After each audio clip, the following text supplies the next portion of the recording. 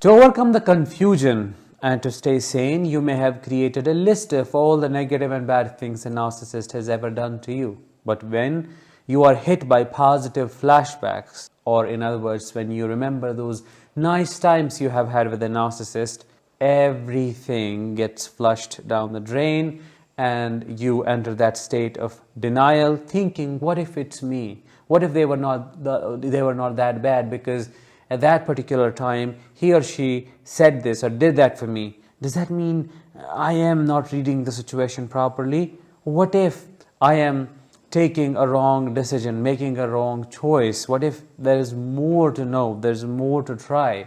That in itself is a big sign of narcissistic abuse trauma, because cognitive dissonance is essentially an atypical sign of the same. The compartmentalization of the experiences, where one part of yours wants to move on, yet the other feels maybe there's more to try, maybe they are not a narcissist, is called cognitive dissonance. This confusion may seem to be a cognitive problem, but it's not, because it is actually trauma stuck in time. No matter how much you try to dissect these memories and go back and forth, you won't find a resolution if you do not build a narrative. Hi, I am Danish, a narcissistic abuse recovery professional. Today's episode is going to be all about learning an exercise to overcome cognitive dissonance once for all. We'll learn how to look beyond the timestamp that keeps you trapped. If that is what you're interested in doing and learning, please make sure to subscribe if you haven't already, or if you are new to this channel. Your subscription helps spread awareness about narcissistic abuse. Overcoming cognitive dissonance is one of the most difficult things to do when recovering after narcissistic abuse. Many survivors find themselves stuck trying to deal with this mind screw the narcissist's hot and cold behavior has created. They are trying to overcome the addiction they feel simultaneously with cognitive dissonance, because cognitive dissonance is what maintains this bond of Herculean strength, which otherwise is known as a trauma bond. This chronic state of confusion, cognitive dissonance, cannot exist without emotional dissonance. So there are two internal states that a person struggles with at a given time. The confusion in memories, because they have some memories where the narcissist was acting nice, yet most of the memories are filled with pain and abuse. And this contrast, this difference between experiences makes them wonder, who is this person actually? So the goal of breaking or dissolving cognitive dissonance is to see the narcissist for who they are. Everything else that you do after that just follows the same, to reveal the truth. Why truth? Because truth will set you free. Now, it's equally important to understand before we do the exercise that there is a difference between cognitive and emotional dissonance. In simple words, you can think of it as a struggle or a fight between your head and heart. Yes, that is how it feels like. Because at an emotional level, you also have two different emotional experiences that you have had with the narcissist. The same narcissist was a monster to you, and possibly you felt a lot of fear, a lot of anxiety, a lot of pain and sadness. Yet the same narcissist, when they were nice, when they were throwing breadcrumbs at you, you felt contentment, you felt some kind of satisfaction, you felt connected. So do you see these coexisting but opposing emotional states? That is what emotional dissonance is, and that's how it is different from the cognitive one. So the goal of this exercise is not only to see through these conflicting memories, but also to process these opposite emotional states so that you can feel what you could not feel back then amidst that chaos and confusion. For this exercise to be successful, you have to do only one thing, and that is to be intentional, because your intentionality will help you to become curious, and your curiosity will induce objectivity, which then will help you discover the truth you are trying to find through this rumination that's happening in your head.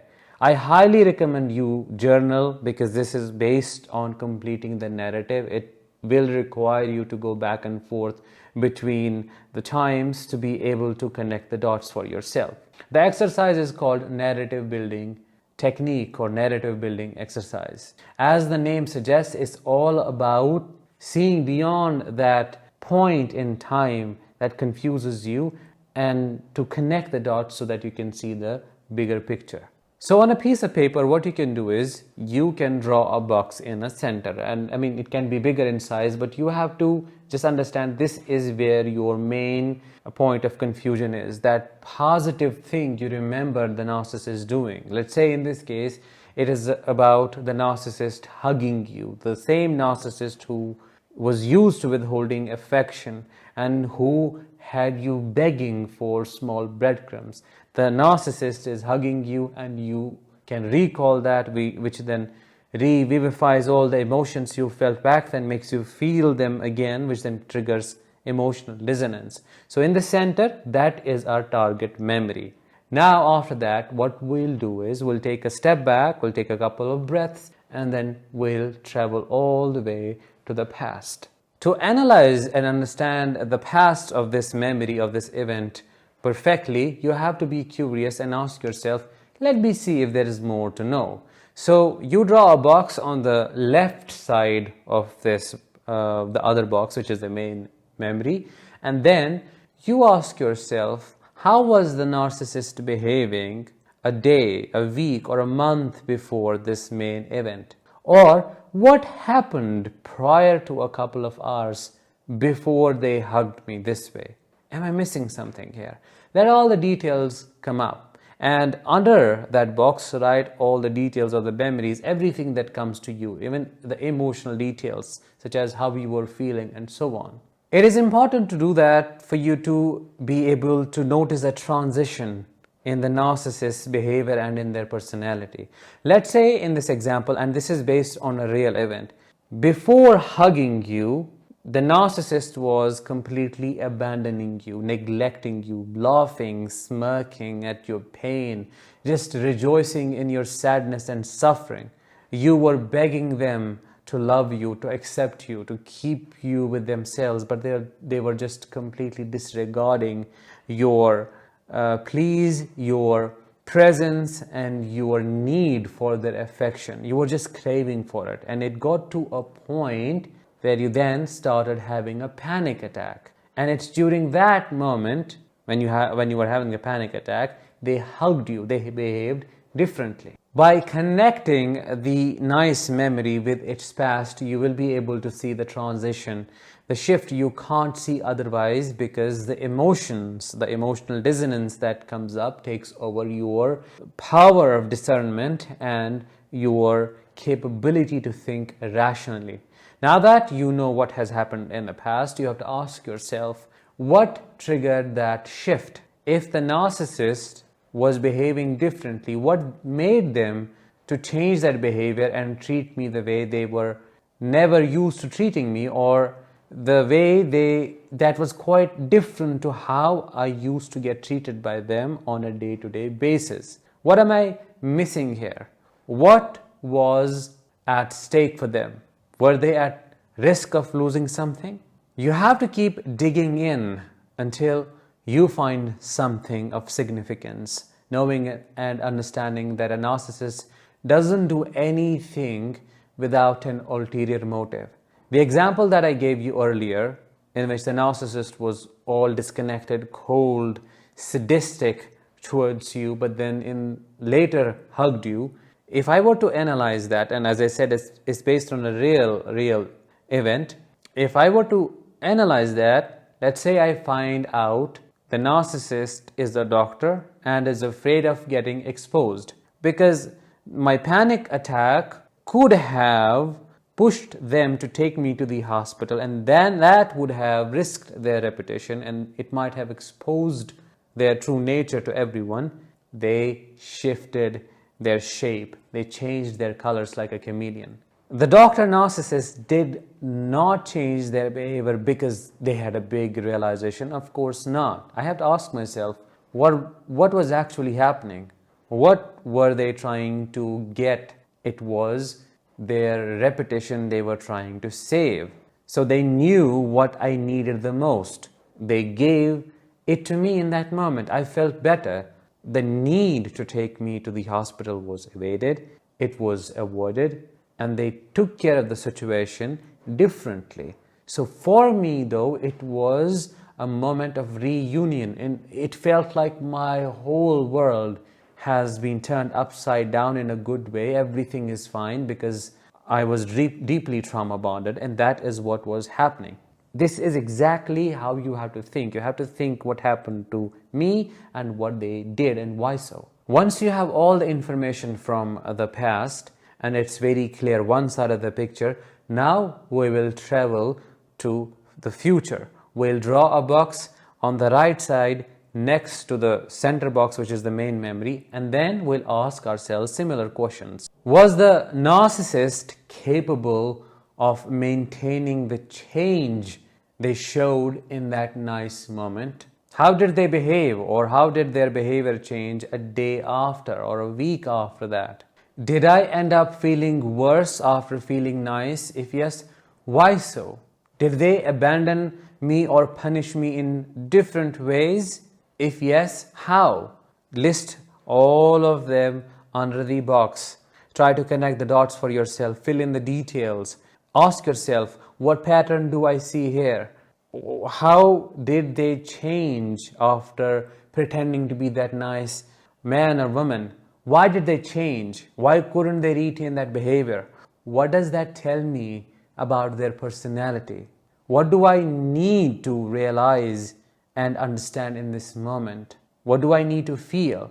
Because you are now connecting the dots. You have the future image. And let's say we go back to the example that I gave you earlier. In that example, the need to save the reputation was already taken care of. Now there was no need to give me affection at all. There was no need to take care of my emotions because after all, they were nothing but a burden. So the narcissist starts treating me worse than how they used to treat me, because in that moment I pushed them, I controlled them to behave in ways they were not ready to behave.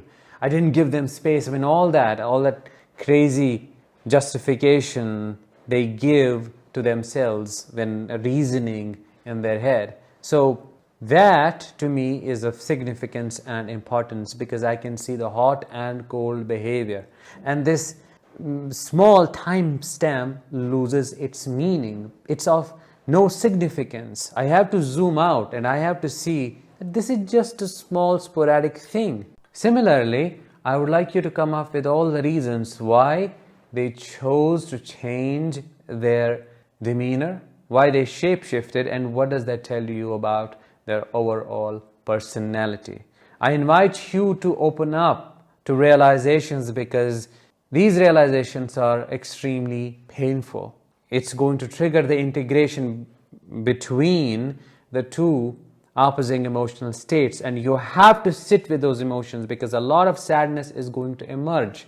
A lot of grief is going to emerge, because you will be able to realize that those good memories you held on to so dearly were nothing but an illusion. That memory was also a lie. You have to ask yourself, what can I see in other memories that are as good as this one? Is there a pattern? As you complete the narrative and you see the bigger picture, you have to ask yourself, what am I ready to say to myself? He or she was as evil as it seems to be. That good memory was not real. It was a facade he or she put on. Or that picnic, that excursion, or that nice thing, most of the efforts were put into the thing by me. I created the whole happiness. They were just present in it, and that doesn't make it any special. I felt it was special because I was deprived of affection, so much so that any drop of it felt like a river. With all these realizations, you have to let yourself accept that this is how it is, not how I want it to be, because the way you want it to be is only going to prolong your healing journey. You have to see it in bits and pieces as much as you can to wake up to your truth, and then that will set you free, because realizations always lead to acceptance, and acceptance leads to letting go, which then helps you to move on. This is how the healing process looks like. Most people ask me, what do I do with this? This is exactly what you do with it. It's not something someone can tell you and then it will go away. No, you have to do the intentional work. You have to sit with it. You have to process that grief. You have to let it integrate. And integration is basically reprogramming yourself. Integration is reprogramming your thinking, your emotions, so that your heart and mind syncs and you see them for who they are. To help you do this exercise, I have created a worksheet which you can download now by clicking the I button above or the link in the description. So all in all, cognitive dissonance is an atypical symptom of trauma which needs deliberate practice and intentionality to overcome. And it's through breaking the spell of cognitive dissonance you will be able to break the trauma bond. Think about this. If there is no confusion, what will you miss? If you know who they are, of course you know.